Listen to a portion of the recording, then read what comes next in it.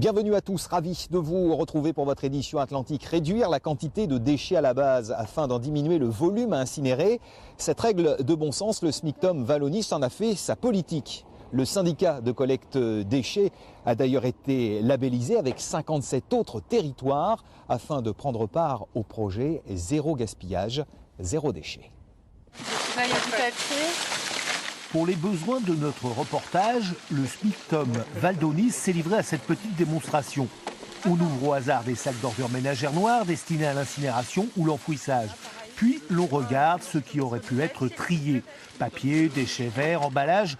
Le résultat est édifiant. Le tri peut et doit encore s'améliorer. C'est nécessaire non seulement pour l'écologie et l'environnement, mais aussi pour les finances locales et donc la poche des contribuables. On a encore beaucoup d'avenir dans nos poubelles parce qu'on a plein de matières qui dorment.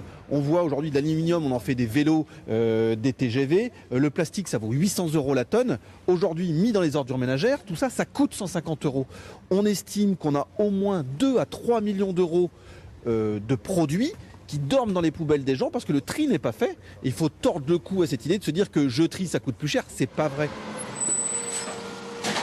Le territoire couvert par le SMICTOM est pourtant déjà modèle pour le traitement des ordures, classé au 6e rang national pour sa politique de tri et de recyclage. Ici, en adhérant au projet gouvernemental Zéro gaspillage, zéro déchet, on espère faire encore mieux. Notre mission de base, c'est d'augmenter le tri sur le territoire par des actions volontaires, donc 30 kg de moins par habitant sur la durée du mandat, arriver à 165 kg dans le sac noir, et après développer l'ensemble des filières pour favoriser le tri sur les ordures ménagères, mais aussi dans les filières déchetterie. Le syndicat gère un territoire de près de 200 000 habitants, 30 kg de moins par habitant et par an. Cela ferait 6 millions de tonnes de déchets à valoriser. C'est loin d'être négligeable.